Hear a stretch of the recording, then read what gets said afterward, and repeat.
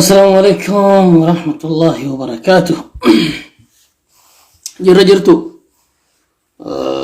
إيجا ولتدي بنيرة ديتشسنس بايته ديتشسا بايسو سونتاني ورا من هداتي قدي فمن بقى هدا ظلمي كيسا باتني جناني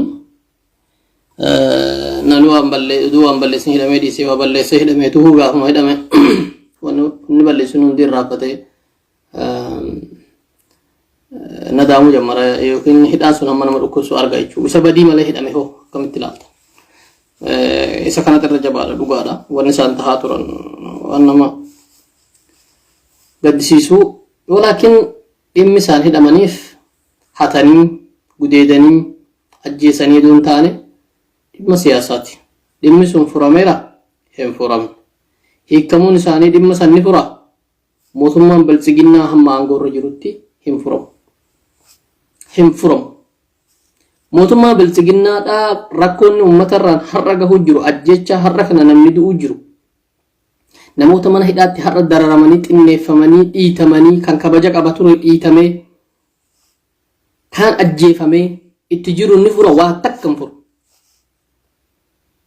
تانا كان فروق أوي بيتشا مال فيني هرّا مال فكنا جدسني تفكّر موتمان بلتجينا دا عنقو قديسو يو نيا كباتي توك لما فايو ربي انتوشيو في والولد كان رتي نودرابون فايدة جننيان ورهد أبان كوني كاروتو قدو سياسة كان بوشاني جارو دندهولا لكن بيمنا قد بهون كان كيتو ركنا هنگسي قهو حديدة كيسر رقصنتي كان ديمو جرتو ركنا ماليتي ركنا بيا كان الرتي يرو مكامو نمني لفو مهرك هارك ملفا جلاتين سيجيسو ملا ورنا ما جيسو مقالا هنا كيسي قوتين ومكيا موتوما توفكنة تنمكم كموتوما جنديمو جر موتوما ناجي سافي ميت موتوما كجنة موتوما نبيا كمان آتي بوليس آتي وكلا كاجر نيسوني نمو مكان هيدا آغا باسي فولا دروا متاتي نجيسو ليش وفي هركاكا بقى لكن موتوما كان كيسا نمني نما جيسو يالك أبو أبلو ها جيسو جري دي دميرا وفي تدربي جيسو مالا سجرمون هنگو موتوم مچا كان جيچو مال جيچو دعا نوي هرّا كيسا جيرو دعا هرّا فانون ببا فمين فانون ماجته فانون إيسا ليو هايلين نانو أمارا دا ويا مكلاكيات تكاهمي أمتا والو أجيسو جيرو أمتا كاريو دي انگد دواني رتي كمبرا جيفا مجرم مالي وراني رقب سيفامي كاريون لولا كاتي جراني بكا جيرو تي نما اگرو في أجيسو نيتفو فيتو مجرم واللغا غما بهاتين اباون هركا فدنان غما لطاتين هركا اباون هركا فدنان غما لطات غما بهاتين فانو غندورتي بوباسني ميليشيا تجارني امه اورمو دا لفرد غوغو جيران غنا امه كنراني اباون دفه دهنت لفن ركو فرتا يوكي موتمان رافرتا يعني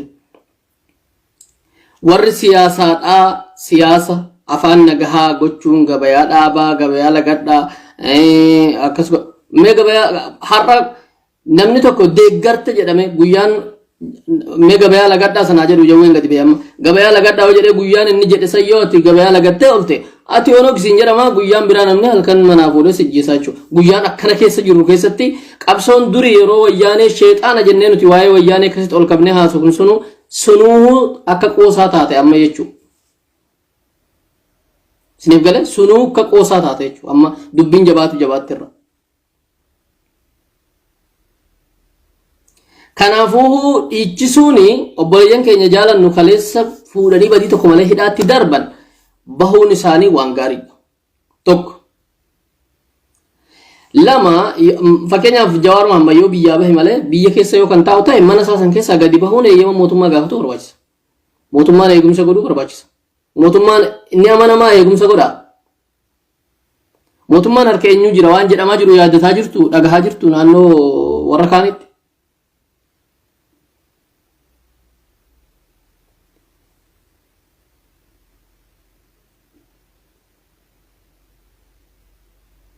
kanaafuu dubbiin dubbii gurguddoodha akka amma nuyi haasofnu kana miti akka nuyi haasofnu kana miti dubbiin dubbii gurguddoo haalli nuyi keessa geenyeerru haala siyaasaan hiikamu bira darbeera kijiba siyaasaan hiiknaa jinnii jedhee mootummaan utaalu kuni soba kuni taamaanyi bayyanee kaleessa waraanni dargii ayyar hayli abaalat waraanni dargii kan xiyyaara jalqabni isaa saniin biyya fixaa ture gadhiifamuu qabanii qirtaa yoomii fi biyya takka galan eeyyamamuu fi qabaa jedhee kan moggotuu ture har'a akkamitti namni hidhaadhaa gadhiifama jedhee yeroo akkasitti baroodu maal isinitti fakkaata?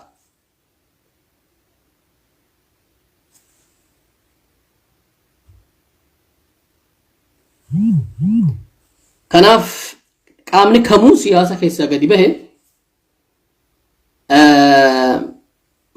rakkoo siyaasaa hiikuu danda'a jennaani jechuun waan hinuma yaadamu miti.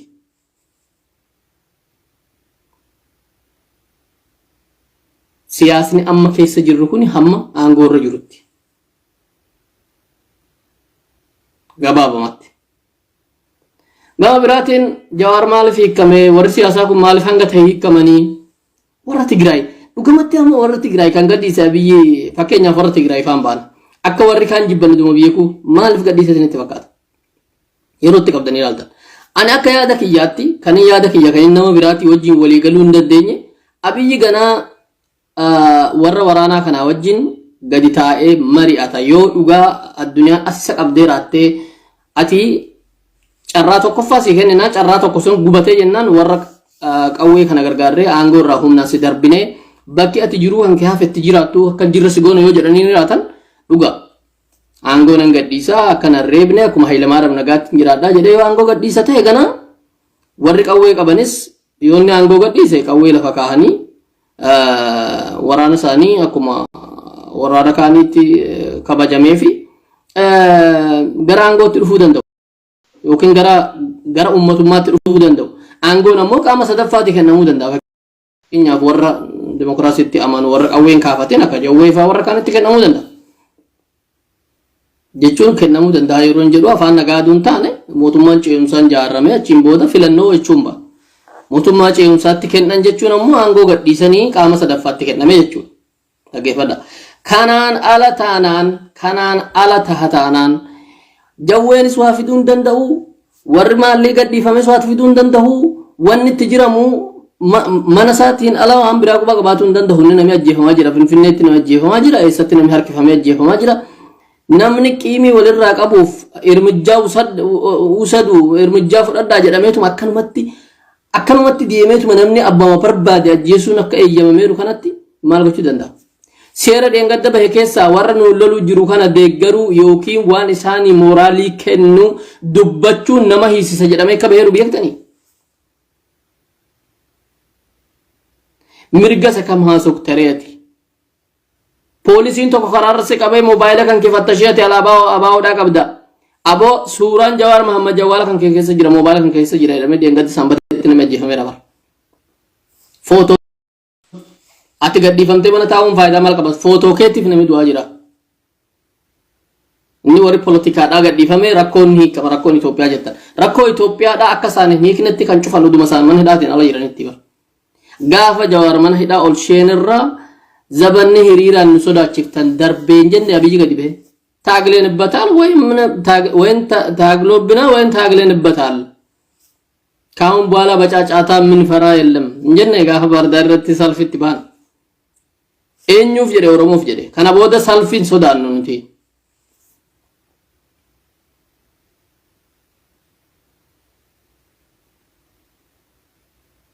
Kana booda weeroon salfiin nu sodaachisan afeeraa jedhee gaafa suba kana arsii irratti imaama masiidaa fi ijoollee haadha manaatii wajjin ermijjaa fudhadhaa. Namni tokko dhaggeeffadhaa namni tokko yeroo waa hatee qabame gaaf tokko. Namni diidumaa ka'ee namumti kabajaa tokko gaafuma tokko lafaa ka'ee waan hin malle takka hateen qabamu wanni suni aadaa isaati. Amala sanni qaba yeroo baay'ina keessa dhiisuu danda'a malee. Akkanatti fudhatuu qabu. Namni tokko kijiba asii hin jirre yeroo tokko yeroo si kijibu eega guyyaa sanirraa qabdee shakkuu qabda. Maaliifin kana jedhe? Dheengadda abboota kaarrayyuu namoota Itoophiyaa keessatti dhuman hunda nuti mootummaa jennaa mootummaan shanema jedhaa.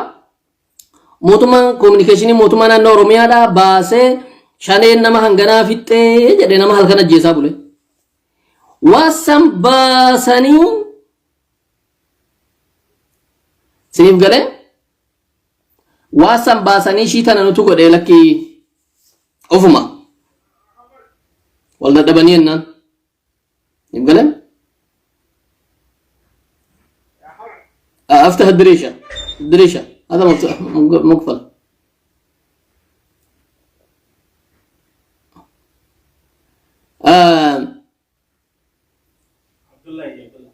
طيب طيب بيجيكم maal jechuu barbaachisa namichatu jedhan mootummaan lafaa ka'ee ani gatii sukkaaraa dabaluun barbaada 15,000 keessa jennaan 15,000 keessa gada dabalte uummatni lolaa hayyuu meeshaa 5 irratti jedha Aga dura meeshaa 5 jedha booda isa kan dhiifama godhan jedha meeshaa tokko irratti dabala jennaan guyyaan sukkaara irratti 100 keessa 15 dabalame sun guyyaa gammachuu ta'e jedha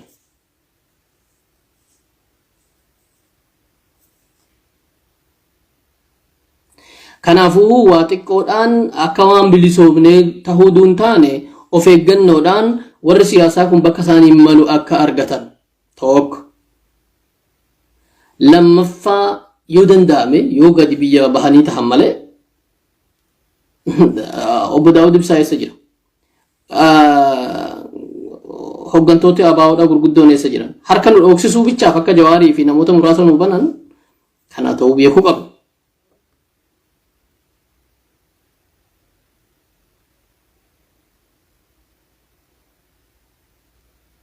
galatoomii abbichuu maal balleessee hidhee Jawaar bara tokkoo fi walakkaa Jawar Mohamed mana hidhaa kaa'u jechuun bar gatii hedduu uummata kafalchiisuu jechuudha. Torbaan tokko tan caacaatee dhiifti maal fiddii jedhan. Deemgalee amma sirbuu konsertii sirbuu duun taane kan nu barbaachisu wanni nu barbaachisu waan biraati.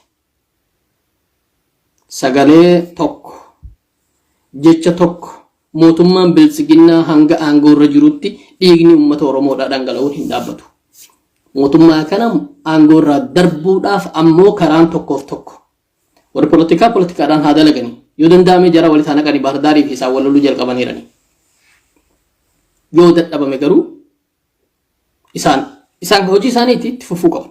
Oromoon harka lamaan dalaguu qaba. Dirree siyaasaatti siyaasaa. Dirree kaanitti garuu dirree kaanitti wanni nu barbaachisu qawwee bichaadha. Hanga aangoo irra bilisiginnaan jirutti. Aangoo irra bilisiginnaan bu'ee uummata kaanii walitti mari'atuu abbaa barbaade wajjin qawwee lafa kaayee mari'atuun qooda ilma namaati hundasaa. Walaa jaalmarroo walaa maarroo abbaa barbaade haa ta'u. Hanga namni qawweenis si busha guyyaa miidiyaa irratti karabaatii tottoshatee kolfaa oolee halkan mana dhufee qawween si jeesutti qawwee malee abbaan barbaade wanni takka si fiixu hin jiru. Namni takka kabajamuun kaan.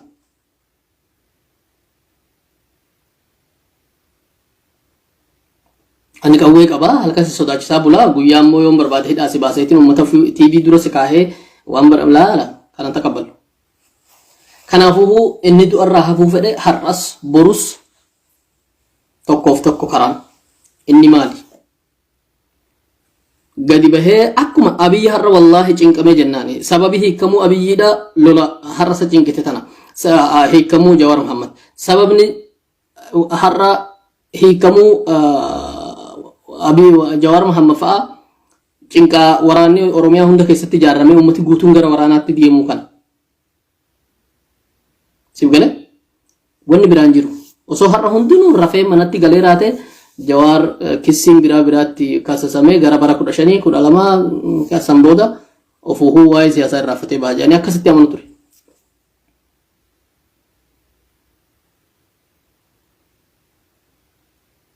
Jawar hidhee dhugama Itoophiyaa jikse. Itoophiyaa jiksuun Jawar hidhuutu fide. Hidhamuun Jawar illee kufiitii Abiyyi Ahmad ta'e. Hidhallee yoo kaa'e bahee miti.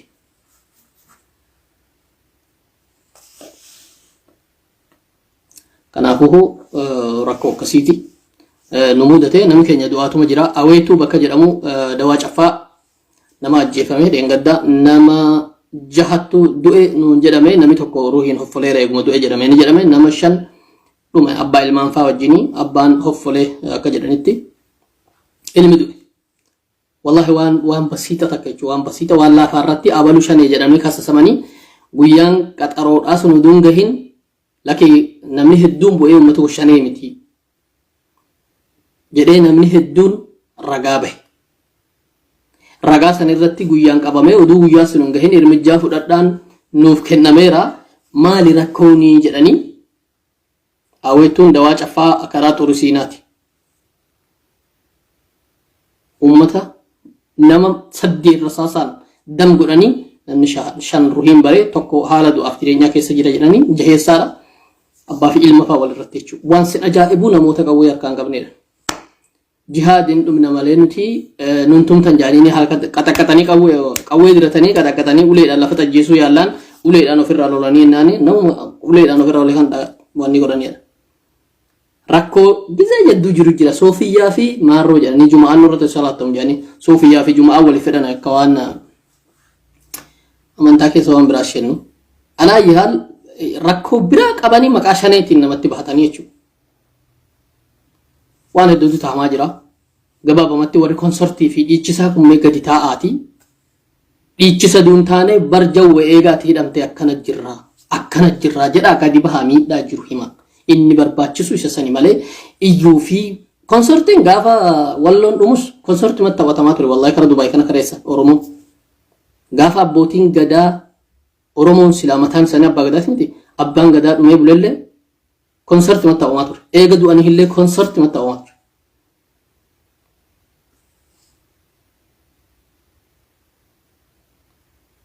Kanaafuu dubbiin dubbii konsortiidhaan wal amansiisanii miti. Ati dhiichitee fanni dhufu hin jiru. Jiraadhaa ergaa gabaabaa qabu kanuma ture. Kan jaalateefis kan jibbeefis warra qawween lafatti si dhiitu qawween malee jalaa hin bahamu dhiichisuu waan si fiixu miti. Abadan dhiichiftee wanni dhufu hin jiru.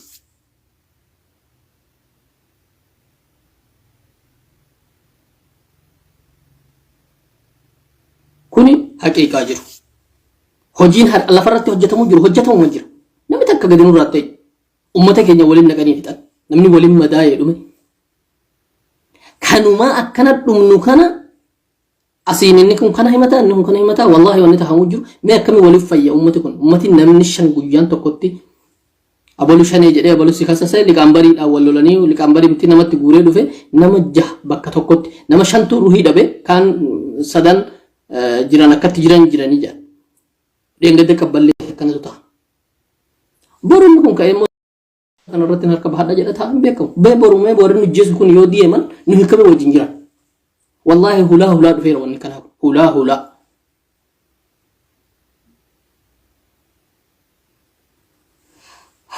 Haala kana keessatti wanni nu dhiichisiisu hin jiru. Haaluma jirru kana hubachiisuu yoo danda'an nurraa qaama addunyaatti dubbatu waan hedduutti dubbatuu danda'u. Kun haqiiqaa jiru.